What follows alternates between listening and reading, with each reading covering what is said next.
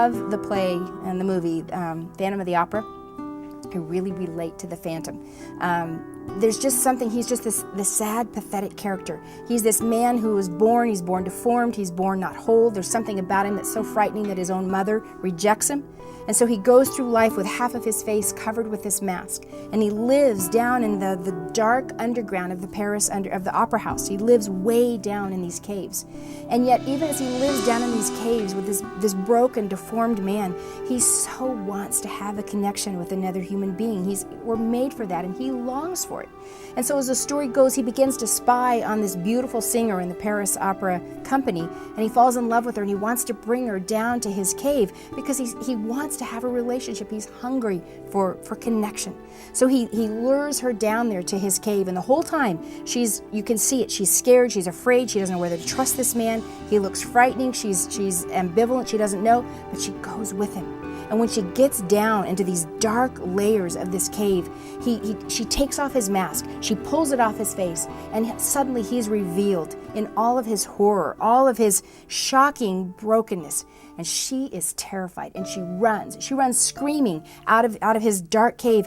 And in the movie and in the play, there's just this moment to me that is so pathetic, because here's this creature who's deformed and lonely, and he's crying out for her. He's going, Christine, please come back. And she runs. And I think where I resonate with that is, I think that we're all like that Phantom. We are all broken. We all cover our brokenness with masks of civility, or we look good, or we accomplish things, and so those masks somehow try to cover up the real brokenness of our souls. And yet, even in our brokenness, we ache for a connection with other people, to have relationships, to matter, to feel valuable. And yet we know how broken we are. And the thing about it is, when we try to bring other people close to us to really show them how broken we are, most people will run. I mean, if people really knew, if you really knew the depth of how broken I am, if you could see into my soul in the way that you never could, but if you could, you would run screaming from this room. You'd be terrified. The things that I have thought, the things that I have done, the things I have felt, the people that I have cared for that I shouldn't have cared for, the temptations that snag my soul. If you knew that about me, you wouldn't want to even be anywhere near me. That's the bad news.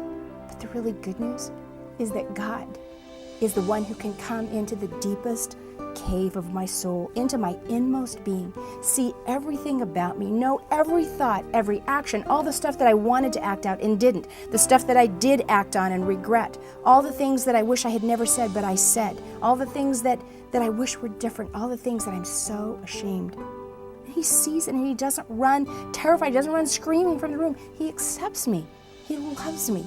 And he says to me, I see it all, and I still love you.